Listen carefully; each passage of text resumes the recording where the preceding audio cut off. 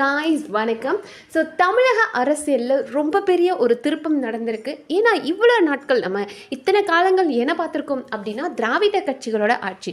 ஒன்று டிஎம்கே வரும், இல்லை ஏடிஎம்கே வரும். 5 வருஷம் இவங்க டிஎம்கே ஆட்சி பண்ணுவாங்க, இன்னொரு 5 வருஷம் ஏடிஎம்கே ஆட்சி பண்ணுவாங்க.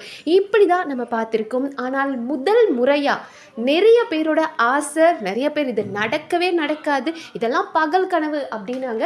நடந்தால் நல்லா இருக்குமேனு நிறைய மக்கள் எதிர்பார்த்தாங்க. பெரிய பெரிய ஜாம்பவான்களே சொன்னாங்க, இவங்கெல்லாம் ஆட்சிக்கு வர முடியுமா, இவங்கெல்லாம் வந்தாங்கன்னா 10 சீட்டு வின் பண்ணாங்க அப்படின்னா நான்லாம் அரசியல் பேசுகிறதே விட்டுடுறேன் அப்படின்னு சொன்னாங்க. பட் இதை எல்லாத்தையுமே முறையடிக்கிற மாதிரி நம்ம பலருக்குமே என்னது நம்ம விஜய் அவர்கள் சிஎம் ஆக போகிறாரா அப்படின்ற மாதிரி தாவேகா கட்சி பார்த்தோம் அப்படின்னா 108 சீட் வாங்கியிருக்காங்க. அதாவது மொத்தமாக நம்ம தமிழ்நாட்டில் 234 தொகுதிகள் இருக்குது. அதில் 108 தொகுதியில் விஜய் அவர்கள் ஜெயிச்சிருக்காங்க. அவங்களோட தாவேகா கட்சி ஜெயிச்சிருக்கு. ஆனால் அவரால் தனி பெரும்பான்மை வாங்க முடிஞ்சுதா அப்படின்னு பார்த்தோன்னா 18 தொகுதிகளை அவங்க ஜெயிச்சிருந்தா தான் அவங்க தனி பெரும்பான்மையோட உள்ளே போயிருக்க முடியும். ஆனால் அது நடக்கலை. அவங்களுக்கு 108 தான் கிடச்சிருக்கு. அண்ட் இந்த 108 சீட்ஸ்லையுமே பார்த்தோம் அப்படின்னா இதில் நம்ம விஜய் அவர்கள் 2 இடத்துல போட்டி போட்டிருந்தாரு. ஒன்று பெரம்பூர், இன்னொன்று திருச்சி கிழக்கு. 2 இடத்துலையுமே போட்டி போட்டிருந்தார். அதே மாதிரி 2 இடத்துலையுமே ஜெயிச்சிட்டார். ஆனால் அவர் இப்போ ஒரு இடத்தை தான் அவர் சூஸ் பண்ண முடியும். இன்னொரு இடத்த அவர் பதவி விலகணும். ஸோ பதவி விலகும் போது யோசிச்சு பாருங்க, இப்போ ஆல்ரெடி 108 சீட் இருந்தது, அதில் ஒரு இதை அவர் விலகி ஆகணும். அப்போ 107 தான் வரும். அண்ட் இன்னொன்று பார்த்தோம் அப்படின்னா அவங்க கட்சியில இருந்த ஒரு நபரை சபாநாயகராக நியமிக்கணும். அந்த ஒரு நபர் சபாநாயகராக ஆகிறார் இல்லையா. அப்போ இவ்வளோ நாள் அப்பாவு அப்படின்றவர் இருந்தார் டிஎம்கேவோட. இப்போ நம்மளோட தாவேக்காலேருந்து யாராவது ஒருத்தர் சபாநாயகராக இருக்கணும். அப்போ அந்த சபாநாயகர் உள்ளே இருக்கும்போது அவரும் அங்கே சட்டப்பேரவையில் ஏதோ ஒரு தீர்மானம் கொண்டு வராங்க அப்படின் போது நம்பிக்கையால தீர்மானம் அப்படின்வாங்க. அப்போ மெஜாரிட்டி ஓட்ஸ் பார்ப்பாங்க, யார் எந்தெந்த கட்சிகள் ஓட்ஸ் போடுறாங்க, மெஜாரிட்டியை காட்டணும். அப்போது இந்த சபாநாயகர் அப்படின்றவர் நடுநிலையானவர். அவர் என்னதான் தாவேக்கா கட்சியை சேர்ந்தவராக இருந்தாலும் அவர் தன்னோட தாவேக்காக்கு ஓட்டு போட முடியாது. ஏன்னா சட்டப்பேரவையில் தாவேக்கா மட்டும் இருக்காது, அங்கே டிஎம்கேவும் இருப்பாங்க. ஸோ டிஎம்கே ஒரு விஷயத்த சொல்லுவாங்க, தாவேக்கா ஒரு விஷயத்த சொல்லும். அப்போ நம்பிக்கையில்லா தீர்மானம் ஓட்டு எடுங்க அப்படின்வாங்க. அப்போ இந்த இடத்துல தாவேக்காக்கு மெஜாரிட்டியான ஓட்டு வரணும் அப்படின் போது இன்னும் நமக்கு ஆட்கள் தேவைப்படுவாங்க இல்லையா. அப்படி பார்த்தாலுமே ஒருத்தர் நம்ம சபாநாயகரை நம்ம கம்மி பண்ணும். 106 நபர்கள் தான் இருக்காங்க. மொத்தம் நமக்கு 118 அப்படின் போது இன்னும் 12 நபர்கள் நமக்கு தேவைப்படுவாங்க. ஆனால் இந்த 12 எம்எல்ஏ எங்கிருந்து விஜய் அவர்கள் எடுக்க போறாரு, அவர் சிஎம் ஆகிறதுக்கு அவர் யாரை சூஸ் பண்ண போறார் அப்படின்றது ரொம்ப முக்கியம்.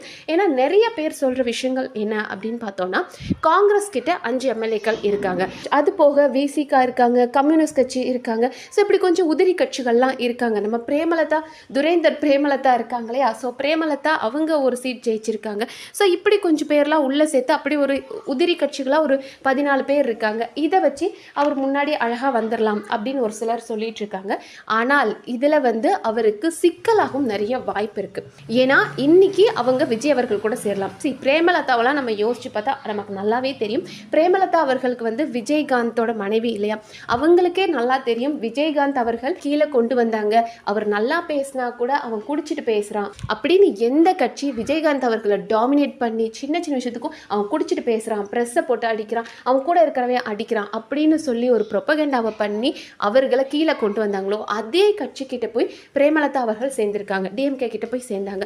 ஸோ பிரேமலதா அவங்களோட கட்சி அப்படின்றத தாண்டி அவங்களுக்கு ஆட்சிக்கு வேணும், அவங்களுக்கு ஒரு பதவி வேணும்ன்றதுக்காக என்ன வேணாலும் பண்ணுவாங்க அப்படின்றது நமக்கு தெரிஞ்சதான். ஸோ இப்படிப்பட்ட ஒரு நபரை விஜய் அவர்கள் சேர்த்தார் அப்படின்னா அது அவருக்கு ஒரு பெரிய பாதகமாக முடியும்.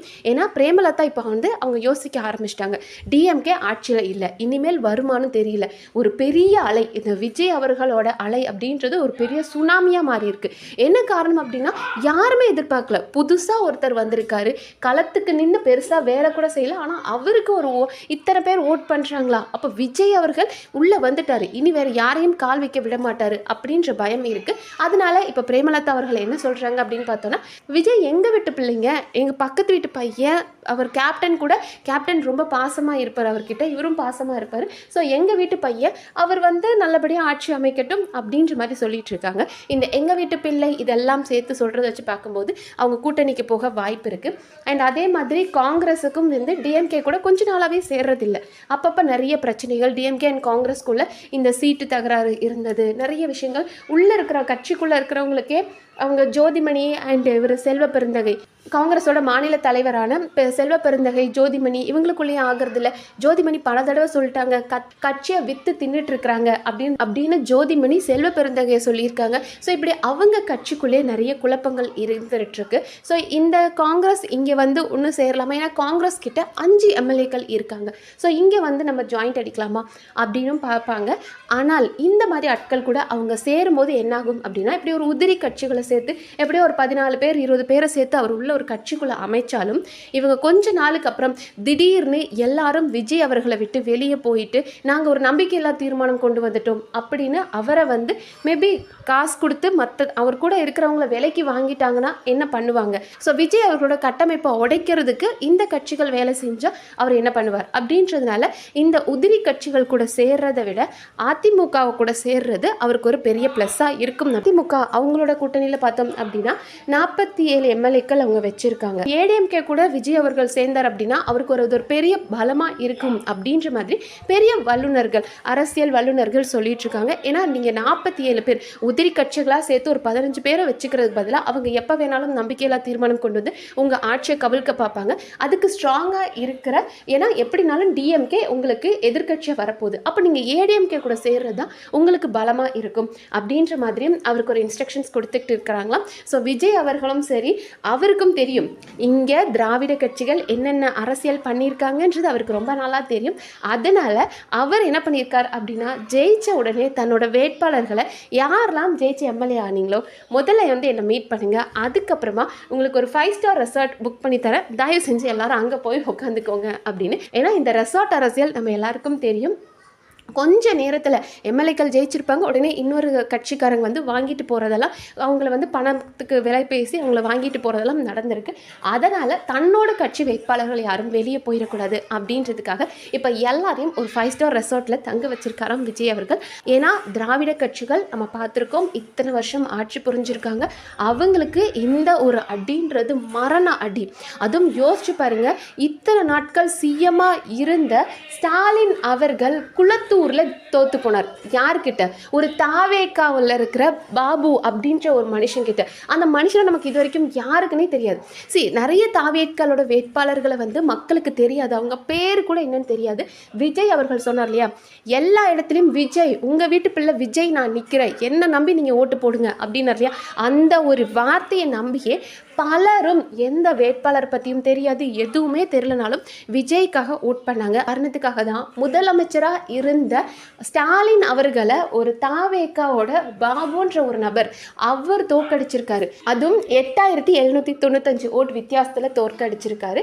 ஸோ இப்படியெல்லாம் திராவிட கட்சிகள் எதிர்பார்க்காது நடத்துக்கிறனால அவங்களோட பெரிய மூளையை யூஸ் பண்ணி என்ன வேணாலும் சூழ்ச்சி பண்ணுவாங்க அப்படின்றதுனால தாவேக்கா தலைவர் விஜய் அவர்கள் எடுத்த முடிவு இந்த ரெசார்ட்டில் போய் இப்போ எல்லாரையும் வச்சிருக்காரு. இது ஒரு நல்ல மூவ் தான்.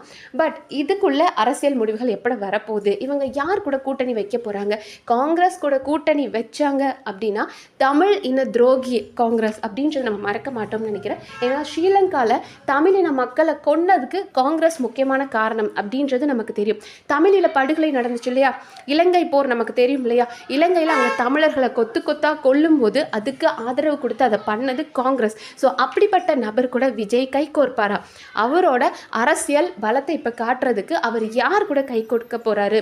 உதிரி கட்சிகளை சேர்த்து போட்டால் அவருக்கு அரசியலில் பிரச்சனை வர வாய்ப்பு இருக்கு, இல்லைனா அதிமுக கூட கை கோர்ப்பாரா அப்படின்ற ஒரு பெரிய எதிர்பார்ப்பு போயிட்டு இருக்கு. ஏன்னா விஜய் அவர்கள் களத்துக்கு வரணும், வேலை செய்யணும் அப்படின்னு மக்கள் எதிர்பார்க்க எதிர்பார்க்குறாங்க. ஆனால் அவர் வர்றதுக்குள்ளே அவரை பார்க்குறதுக்காக ஒரு பெரும் கூட்டம் வந்துடுறாங்க. அவங்களுக்குள்ள தள்ளுமுள்ளு வருது.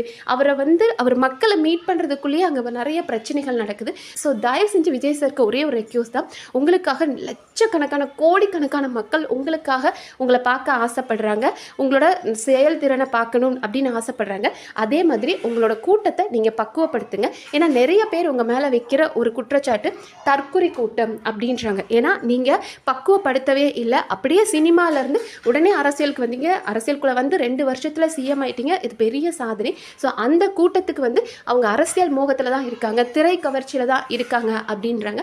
அது இல்லை, என்னோட கூட்டத்தை நான் பக்குவப்படுத்திட்டேன், அரசியல் பார்வைக்கு கொண்டு வந்திருக்கேன் அப்படின்னு கூட்டிகிட்டு வந்தாருன்னா அது இருக்கிற மக்களுக்கும் ரொம்ப நல்லது.